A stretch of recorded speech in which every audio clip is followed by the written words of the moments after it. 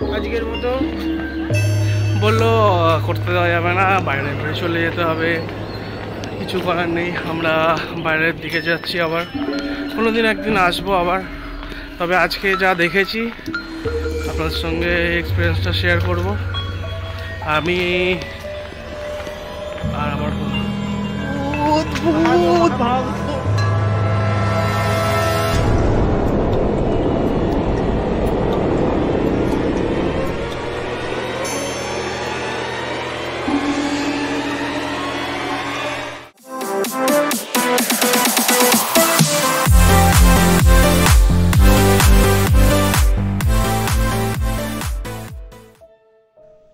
নমস্কার, দাসবাবুর ভ্লগস চ্যানেলে আপনাদের স্বাগত জানাই। আজকের যে ইতিহাসটা নিয়ে আমরা কথা বলবো সেটা অনেক প্রাচীন ইতিহাস।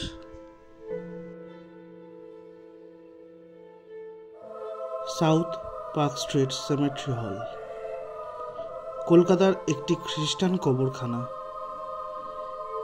এটি মাদার টেরেজা সরণিতে অবস্থিত। মাদার টেরেজা সরণি আদি নাম পার্ক স্ট্রিট। সেই অনুসারেই এই কবরখানাটির নামকরণ করা হয়েছিল।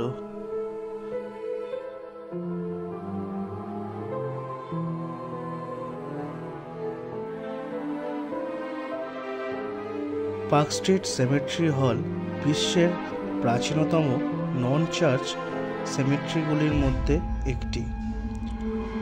19 শতাব্দীতে সম্ভবত এটি ছিল ইউরোপ ও মার্কিন যুক্তরাষ্ট্রের বাইরে বিশ্বের বৃহত্তম খ্রিস্টান কবরখানা।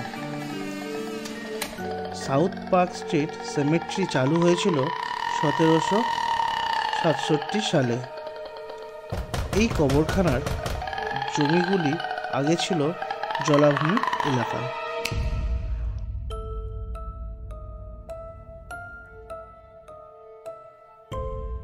1830 সাল পর্যন্ত এটি ব্যবহার করা হয়েছিল।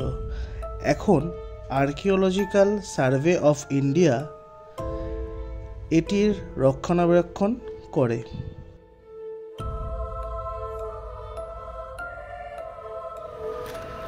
তো আমরা ভূত খুঁজতে এসেছি আজকে। সত্যি কথা বলতে জায়গাটা খুবই ভালো, কিন্তু হালকা গা ছমছম করছে আমাদের। দেখা যাক, আমরা তো থাকবো সন্ধ্যে অবধি। আমরা সন্ধ্যে অবধি থাকার মোটামুটি আমরা পারমিশন নিয়ে নিই, যেখানে 5টা অবধি খোলা থাকে, কিন্তু আমরা পারমিশন করেছি। আমাদের জন্য আরো 2 ঘন্টা একটু বাড়িয়েছে, 7টা অবধি। কিন্তু আমরা যে দেখবো যে যারা বলে যে এটা ভুতুড়ো জায়গা বা ভূত নিয়ে কথা বলে, আমরা আজকে দেখবো কি আসলে কি আছে না আদৌ কিছু নেই, সবাই মিথ্যে বলছে এই ব্যাপারটা। আজকে আমরা এটাই এক্সপ্লোর করব। শহরের প্রাণকেন্দ্র অবস্থিত পুরনো কবরখানাগুলির মধ্যে উপর থেকে চাপ কমাতে এই কবরখানাটির চালু হয়। কবরখানার সামনে রাস্তাটির নাম রাখা হয়েছিল বেরিয়াল গ্রাউন্ড রোড, পরে নাম পাল্টে রাখা হয় পার্ক স্ট্রিট। একটি সুপরিচিত ব্যবসায়ী পরিবার কবরটিকে একটি শিল্পকেন্দ্র পরিণত করতে চেয়েছিল। 1984 সালে এই জন্য কবরের ভাঙা কাজ শুরু হয়, তবে পরে কলকাতা হাইকোর্ট হস্তক্ষেপ করে এবং নির্মাণ কাজ বন্ধ করার আদেশ জারি করে। তা সত্ত্বেও ততক্ষণে কবরখানা যথেষ্ট ক্ষয়ক্ষতি হয় এবং অনেক কবর হারিয়ে যায়। চার্লস স্টুয়ার্টের কবর ধ্বংস করা হয় এবং পরে পুনরুদ্ধারও করা হয়েছিল,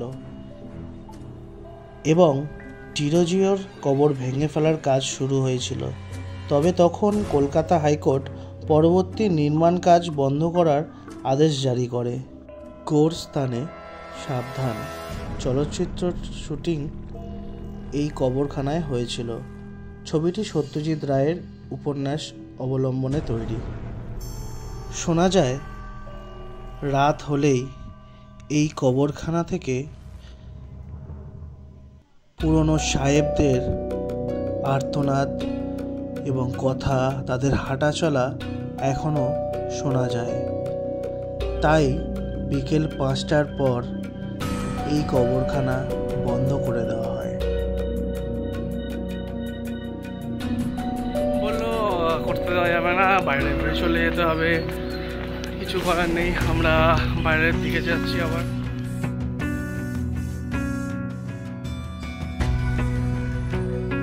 তো বন্ধুরা, আজ এইটুকু।